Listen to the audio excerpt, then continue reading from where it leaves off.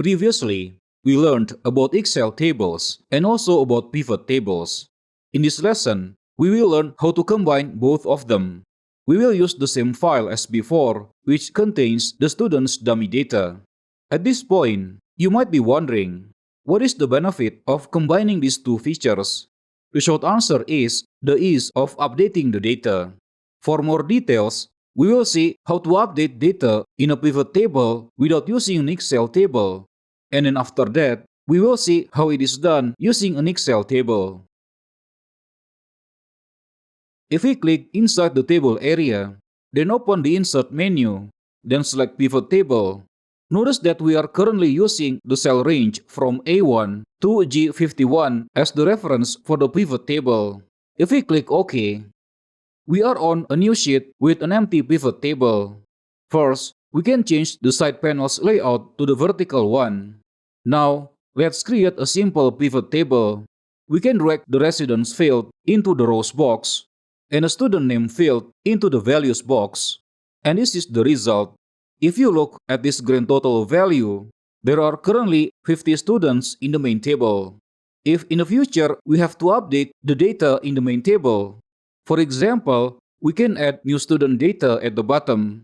For the name, just use example name. Press Tab, type capital M, then A, then Tab, capital I, and F, then Tab, and so on. Let me just speed up the video. Okay, now let's go back to our pivot table again. We can see that the students' total number is still 50 people, even though we have just entered one new data into the main table. So, this is something you need to remember. Pivot table will not update the data until we perform a refresh.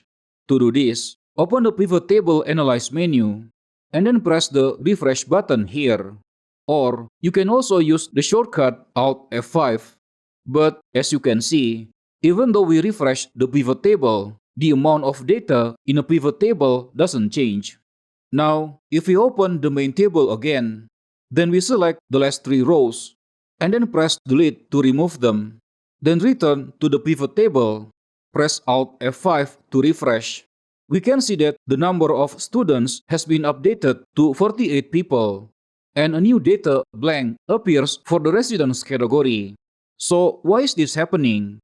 Why is it that we can subtract data, but we cannot add to it? The answer is because this pivot table cell reference never change. It references the cells only up to row 51. The rest will be ignored. If you want the pivot table to read additional rows, then you have to revise or update the cell reference. Let me undo this so we have the 3 rows at the bottom again. To change the cell reference of the pivot table so it covers the cells up to row 52, we have to make sure the cell selection is inside the pivot table. Then, on the Pivot Table Analyze menu, click on the Change Data Source button. Excel will take us to the main table and provide a field to reset the cell range. Just change the number 1 at the end to 2. Then press OK. And now, our pivot table is properly updated. But from this example, you can see for yourself how troublesome it is to update a pivot table whose data is taken from an ordinary data range that is not an Excel table. Now, let's see how we can automate the update process by using an Excel table. To make things clearer, let's first delete the sheet that contains the pivot table. Next, of course, we need to convert this data range into an Excel table. We have discussed this before. Make sure the cell selection is inside the data area. Then open the Insert menu. Then choose Table. We can see for now, Excel automatically detects the data up to row 52. Click OK. And now we have an Excel table. After creating an Excel table, the first thing you should always do is to give it a name. Make sure we are in the Table Design menu and change the name to Students, just for example. Then press Enter. Next, we want to create a pivot table from this Excel table.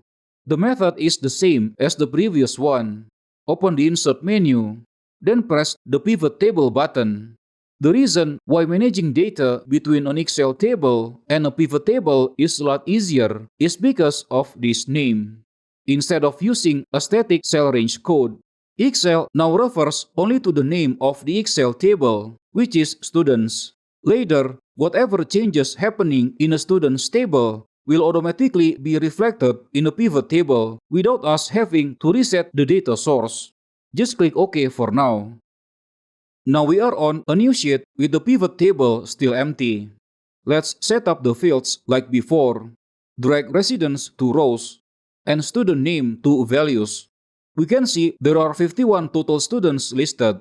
Let's say we now need to add new data to the main table. For example, we want to add 4 new student data. To make it faster, we can just copy these 4 existing rows above, then paste them below.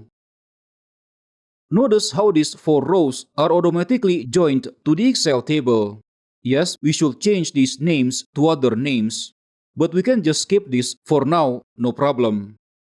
If we go back to open the pivot table and open the pivot table analyze menu, if we press this refresh button, or you can also use the shortcut Alt F5, we can see that there are now 55 students.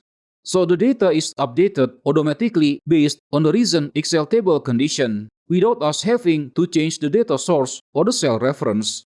The conclusion is, if possible, you should always use an Excel table as the data source for a pivot table, because this will make it very easy when later you need to update the data.